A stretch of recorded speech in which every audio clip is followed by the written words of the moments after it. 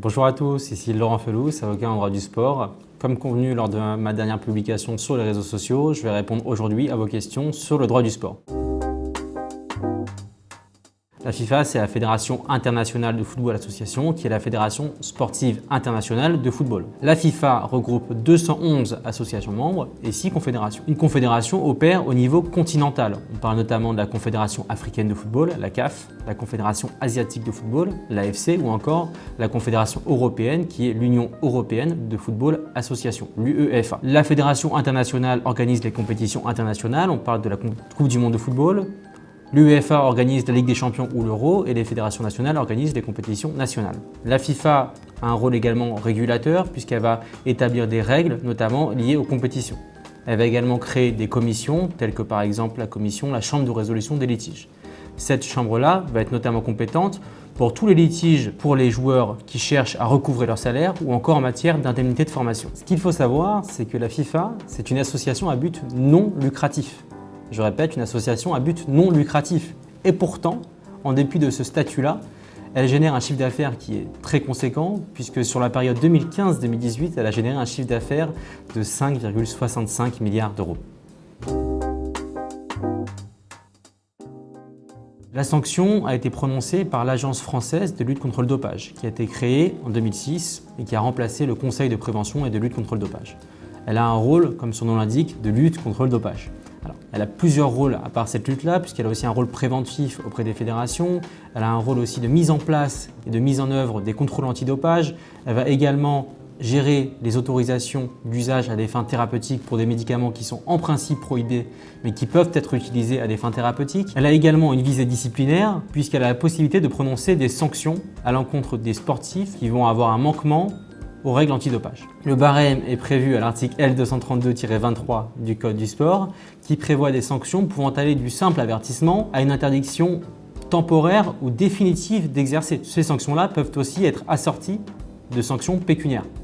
Enfin, on peut très bien faire appel d'une décision de la FLD devant le Conseil d'État.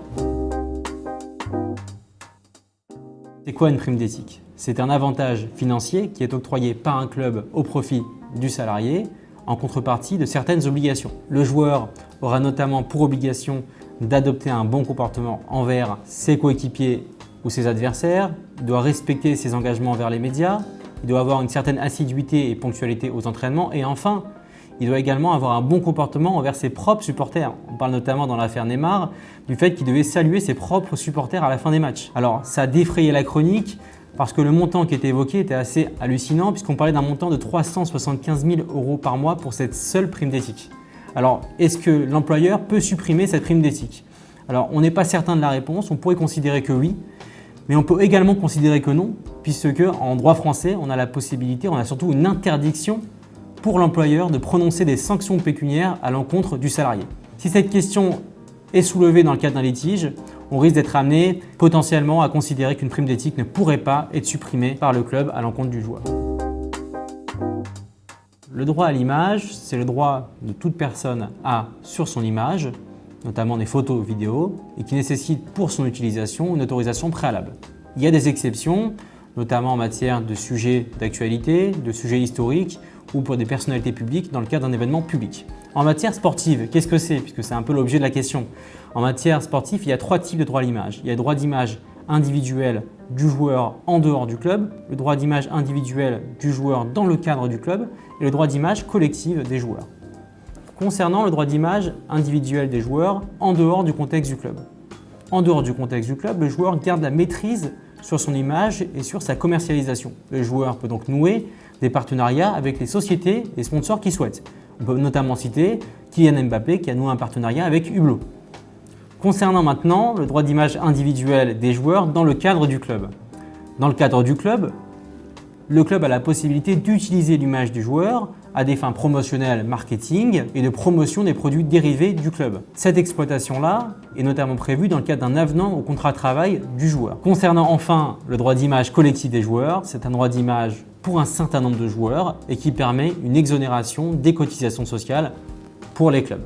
Si on parle aujourd'hui d'exploitation de droit à l'image, on se dirige de plus en plus vers une exploitation de la notoriété des joueurs.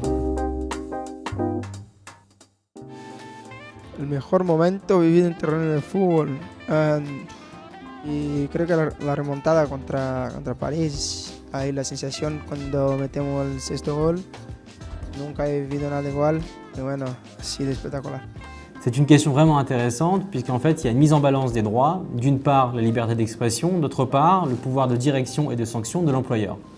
S'agissant de la liberté d'expression, il s'agit d'une liberté fondamentale qui permet au joueur d'exprimer son opinion librement. Mais en parallèle, là où la liberté du joueur s'arrête, commence le pouvoir de direction et de sanction de l'employeur qui peut sanctionner le joueur lorsqu'il ne respecte pas les obligations de bonne conduite. Ces obligations-là peuvent être prévues notamment dans le contrat, peuvent être prévues dans le règlement intérieur ou encore dans le cadre d'une prime d'éthique qu'on a brièvement évoquée. En définitive, il reviendra à la juridiction saisie d'un éventuel litige de déterminer si la sanction prise par l'employeur est proportionnée au manquement du salarié. Une clause libératoire, c'est une clause qui permet à un salarié, en l'occurrence un joueur, de rompre unilatéralement le contrat qui le lie à son employeur, à savoir le club. Généralement, un montant est prévu et si ce montant est réglé par le joueur a la possibilité de rompre unilatéralement ce contrat. Cette clause libératoire a défrayé la chronique dans le cadre de l'affaire Neymar qui, à l'été 2017, a activé la clause libératoire qu'il avait avec le FC Barcelone.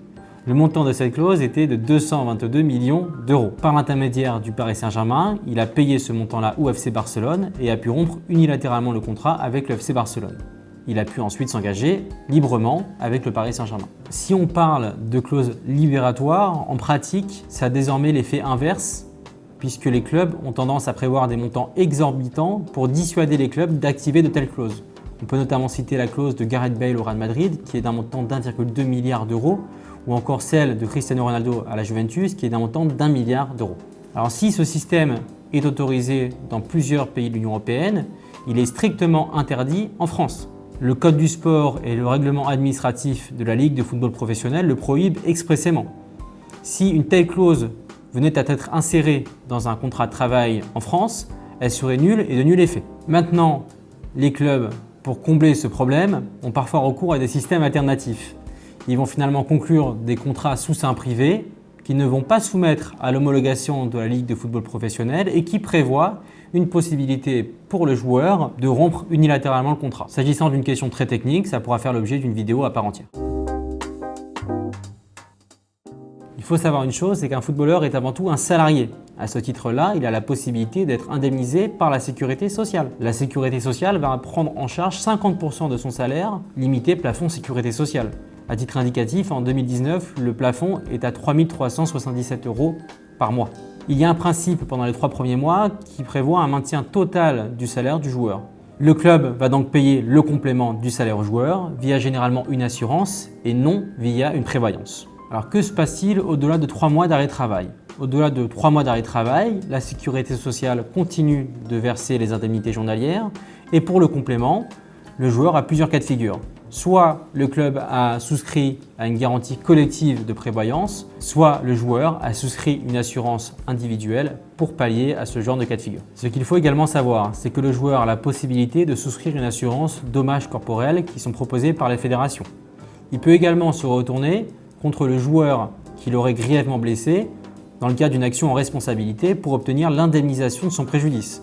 On peut notamment citer une affaire Blondeau-Desroches qui était un joueur marseillais qui avait grièvement blessé un joueur nantais. À titre comparatif, en Angleterre, a priori, il n'y a pas de maintien total du salaire sur les 3 premiers mois, mais il y a généralement la souscription par les joueurs d'une assurance pour pallier à ce genre de cas de figure.